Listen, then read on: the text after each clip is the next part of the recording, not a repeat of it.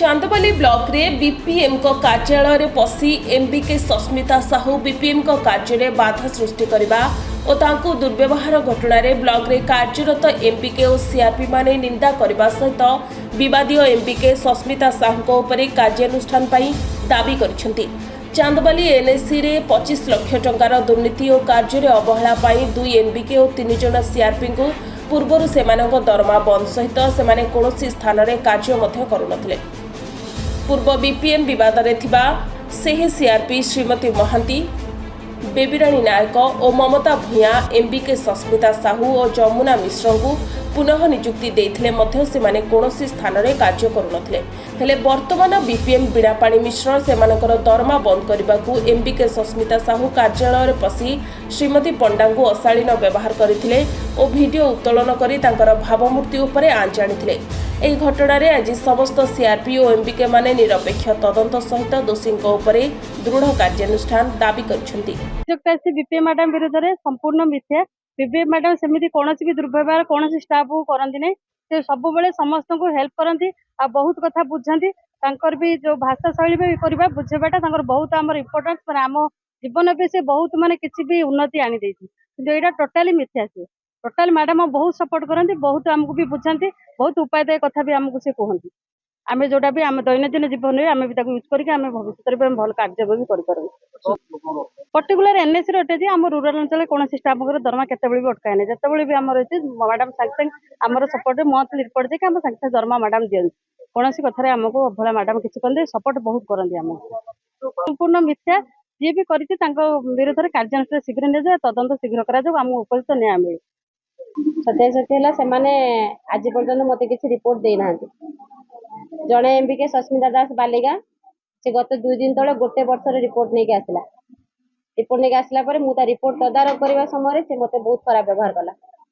खराब व्यवहार कलापर मुझे कहली तुम्हें मत से चेयरमैन फोन कर डाकुले मुझे कहली अपेक्षा कर ऑफिस में चेयर पड़े तुम बस आ अपेक्षा कर मुझे तुम रिपोर्ट देखा पर्यटन से अपेक्षा न करी तरफ से चुप रहा आ बहुत इरिटेट कला भाया कथा मत से कहला। जो अलग स्टाफ मैंने मोर ये प्रेजेंट थे 4 जन बीएलसी थे 3 जन एमबीके थे आउ 2 जन सीआरपी थे। मुझे कहली मुझे चेयरमैन डाकुंट मुझे शुणिक आसे तुम ये अपेक्षा कर तुम तो 1 मिनिट है आस बस। टोटाल अच्छा 15 जन सीआरपी 15 जन सीआरपी रु 3 जन सीआरपी दरमा बंद रही। ऑफिस भीतर घटना मुझे दुर्व्यवहार किसी करना ऑफिशियल लैंग्वेज रे मुझे ऑफिस रे चेयर पड़ी तुम बस तुम 1 मिनिट है आसीच चेयरमैन मत डाकुच चेयरमैन को कथा आगे शुणिक आसे तुम बस। सी मत बहुत इरिटेट कला भाया कथा कला आउ पूरा एमती सामने मोर हाथ रखला जे आपन जाई परिबे नाही।